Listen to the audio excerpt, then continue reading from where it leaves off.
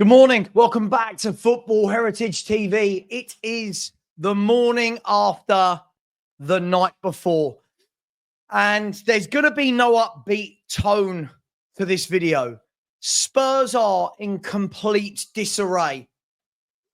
I've made videos about this before, and I get the hate. Oh, this video aged well is one I got the other day when I said that it's complete negligence from top to the bottom. And you know what? I'm starting to think, do we deserve this? Did we do something, Spurs fans, to deserve this complete and utter shit show of an ownership? Did we do something to deserve how bad they are in the transfer window, no matter who it is that we try and sign? Unless we're trying to sign players from a relegated club, players who have 1 year left on their contract, or 18, 19-year-olds, Spurs are an absolute shit show in the transfer market.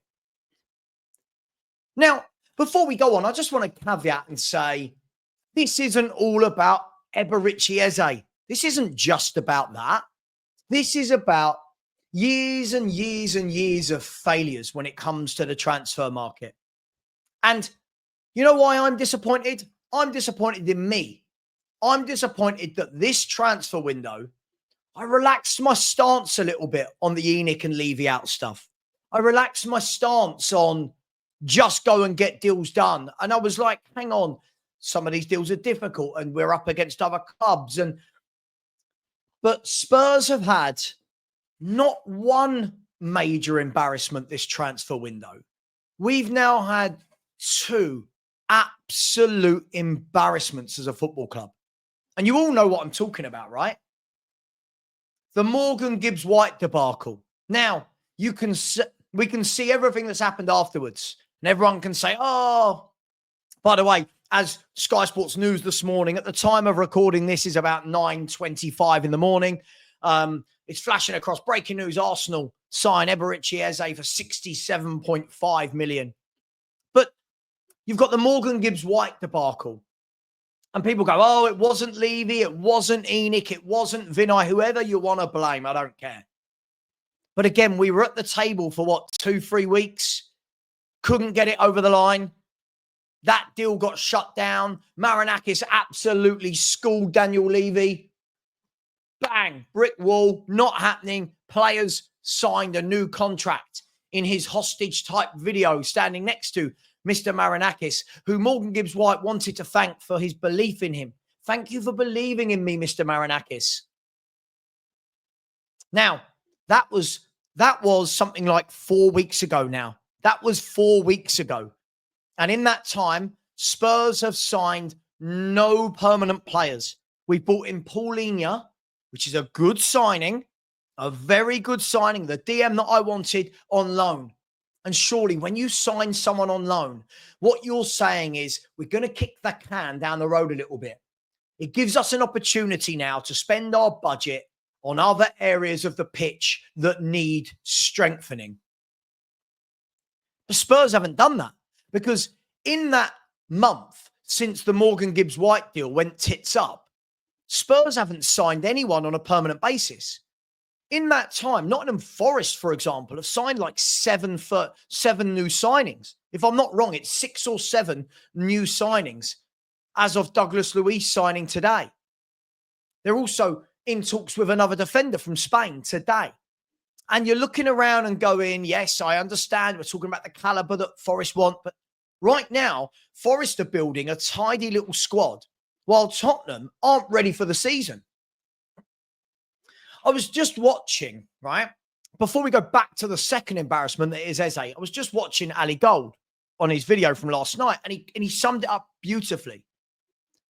He summed it up beautifully when he said, Thomas Frank has not been given the tools ready for his first year as Spurs coach. Tottenham Hotspur are in the Champions League. We are in the Champions League. This isn't Europa League. This isn't where you can rest players every Thursday night because you are going to win no matter who you play. This is the Champions League. And we have given this manager a right winger, top right winger, by the way. But again, West Ham needed the money, so we acted quick. We've given him a top right winger and a DM. And in that time, Maddison is out for the season. 3 weeks ago, by the way, James Maddison out. 3 weeks ago.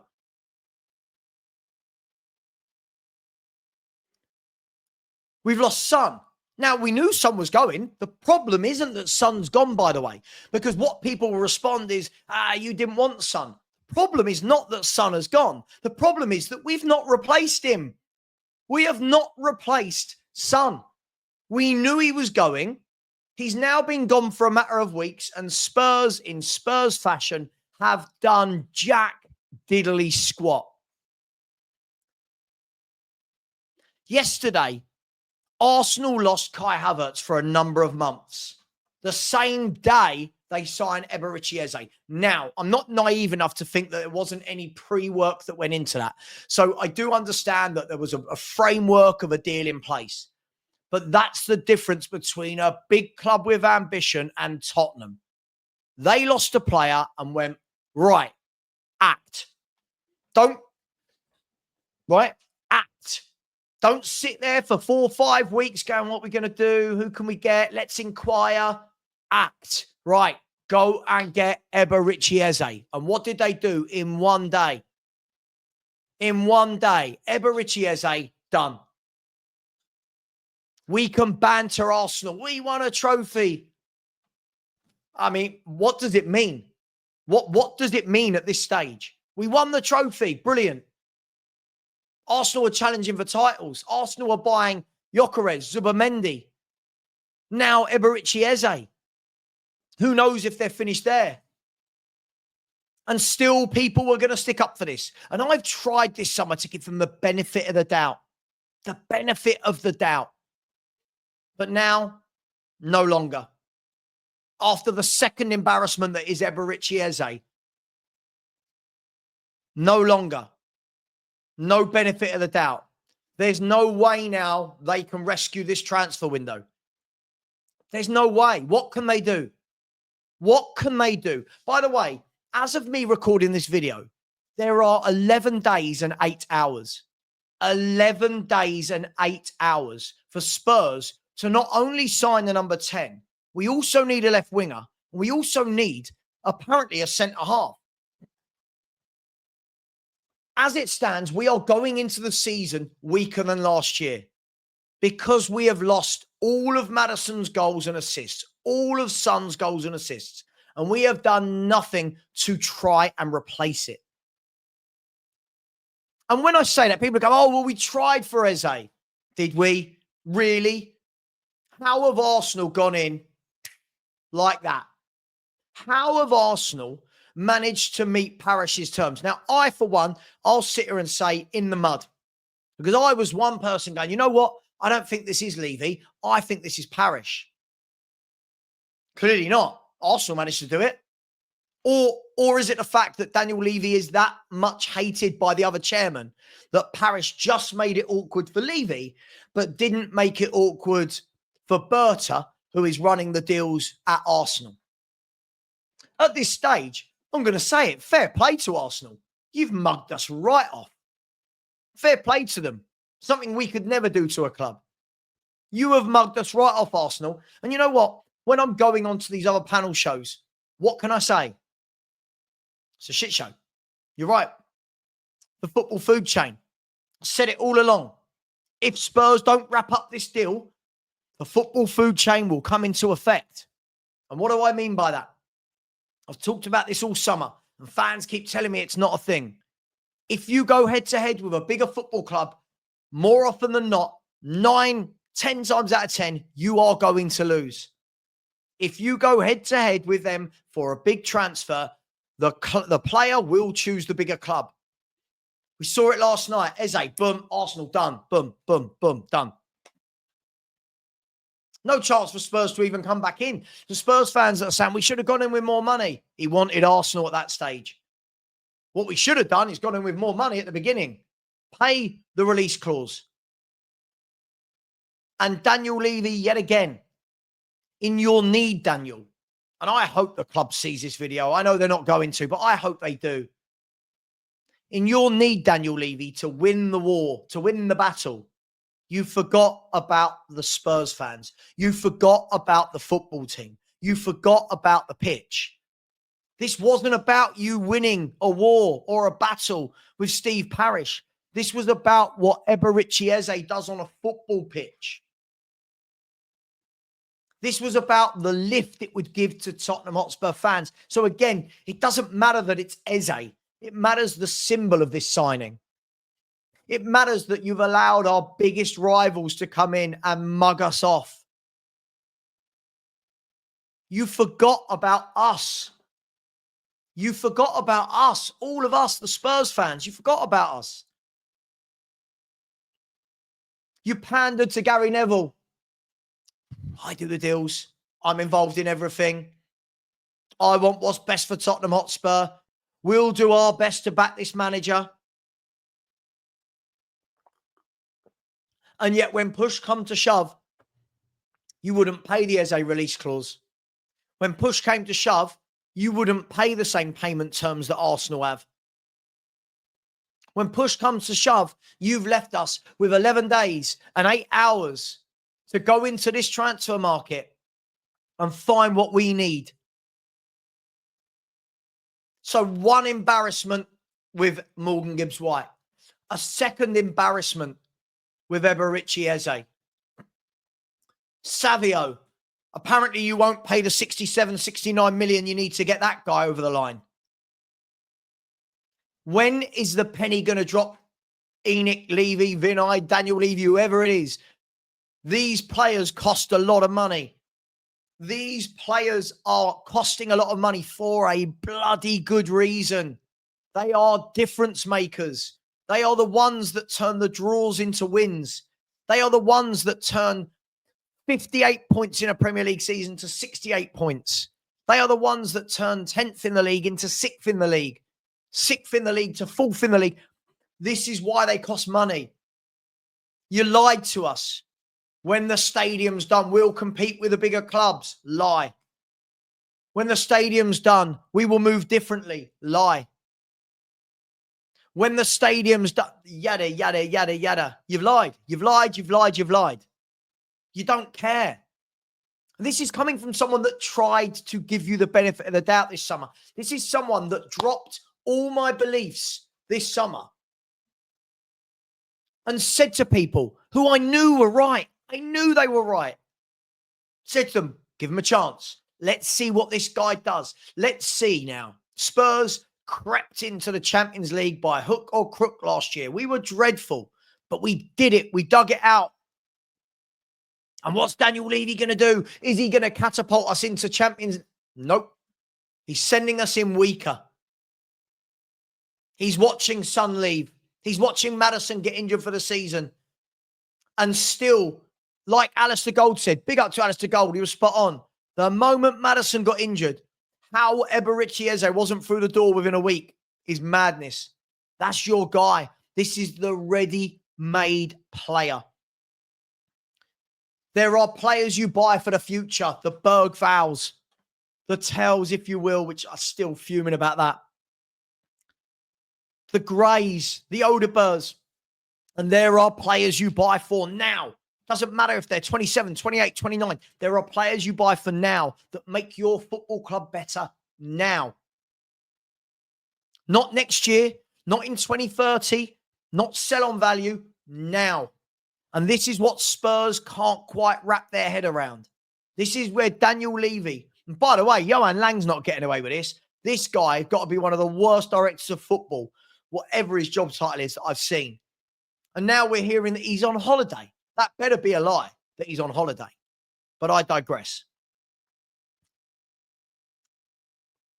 Spurs found all the money for Odegaard, didn't they? We found the money for Tell. Baffling. We found the money for Archie Gray. 40 million of it we found for Archie Gray. We found 60 million for Solanke and 55 million for Charlison. Couldn't find 68 and the right payment terms for Eze. Can't find 68, 69 million for Savio. These players are there. We find the money for these guys here, not for those guys there. It is an utter shit show. We are the circus. I genuinely don't know. People will watch this video and they're still going to mock me. People are still going to come in and go, always negative. Look at the shambles of our football club. We've just lost 22 Premier League games. And our squad building efforts are absolutely atrocious. All these people, I've got people saying to me, I'm just a bit more logical. What do you mean you're more logical? You're backing a shit chairman here. What do you mean? These people I love. These people I love. Doesn't matter if the deals get done at the end of the window. Well, clearly it does, doesn't it? Clearly it does. Because this is what happens. Now, 11 days and 8 hours to rescue this window. And by rescue, I mean salvage it. Salvage it. Let's have a look at it. This window moving forward. Let's have a look. 11 days.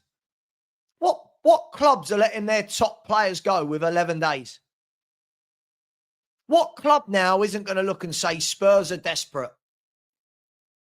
What club now isn't going to go, right, this player's 50 million. We want 70. People were talking to me last night, go and get Matoma. Sure. You think Brighton are that stupid? You think Brighton are that dumb that they're going to let go of Matoma with 11 days of the window to go and no time to replace him? This is why when football fans say, it doesn't matter if you move early, it bloody does matter. You get the bulk of your transfers done before the season starts. If an opportunity presents itself, or if you have to go late because you get a bad injury at the beginning of the season, like Arsenal have, then you go. Spurs do it the other way around. Let's wait till the end of the window. I've seen Spurs fans laughing at Newcastle. Newcastle so far haven't lost any players. And they've bought in Thiaw for strength at the back. They've bought in Alanga for strength on the wing. They've bought in whatever you think of the player, Ramsey for strength in midfield. They're bidding for Wissa. They're bidding for Samu, apparently. They are building a squad while we are chipping away at ours. It's a shit show. There's no coming back. Ricky Sachs, big up Ricky. I spoke to Ricky this morning. He sounds absolutely deflated, like we all should. He sounds broken, like I am. I've spoken to some of the biggest Spurs YouTubers out there today and last night. Everyone saying the same thing. Deflated, broken. And this isn't about one transfer, is it? Let's be honest, that's the catalyst. The catalyst is one transfer. But this is a shit show. I'll say it again for those at the back, a shit show. And there will still be fans defending this. It's not Levy. It's not Enoch's fault. It is. At this stage, it is. They had the chance. And you know what?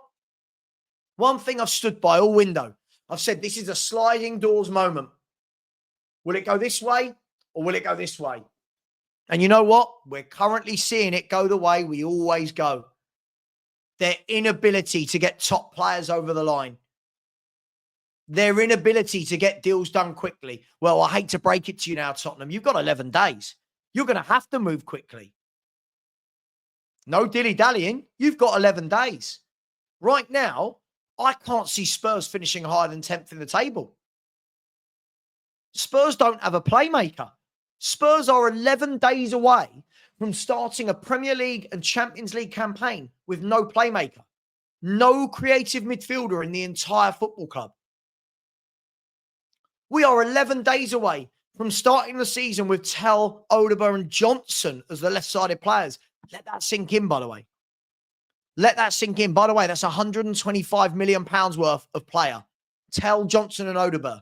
Only Spurs can do this. Can't find 68 for Eze. Can find 125 million for those three. We found nearly 120 million for the two up front. Look at those 5 players I've mentioned. Richie, Solanke, Tell, Odeber, and Johnson. We find the money for those. That's 200. That's over 230 million pounds. But we can't find 68 for Eze or 69 for Savio and get the deal done. It's a shit show. We're hearing now Tyler Dibbling, with all due respect, and I really hope Tyler Dibbling has a great career. This is not fair on that young lad. This is not fair, because if he comes in, we all know he's not ready. We all know this is another young punt. This is a player that couldn't even get into the Southampton team at the back end of the season last year. One of the worst Premier League teams we've ever seen. He's had 1 year in his career and 2 goals, and we're talking about Tyler Dibbling now. You know it's going to be Dibbling, Canoose, these types of players. Tottenham. You've outdone yourselves. Just when you think you've sunk to the lowest, we find another level and another level and another level to disgrace ourselves and embarrass ourselves. Arsenal fans are going to be running riot with this today. Fair play. We would. What can you say? So guys and girls, I'll leave it there. Let me know your thoughts. But people keep saying to me, where's the positive videos? Where's the positive signings? Like, where's the positives? You are selling Thomas Frank short. Thank God. Thank the footballing gods that Thomas Frank is a very good coach, because he's going to need every bit of that coaching ability with this current squad. Levy, Enoch, you're a disgrace. I have said, I don't believe that protests work, and I can't change that overnight, like that belief. But I will do everything in my power to push the protests via my channel now. Last night was the straw that broke the camel's back. If Daniel Levy and Enoch had anything about them, they would step down. But they won't. There's too much money being made. And as I've always said, football is a secondary fault. It's just another revenue stream for Tottenham Hotspur PLC. It's another revenue stream for our owners. The English National Investment Company. I'll leave it on that. Take care. Much love. And as always, come on, you Spurs.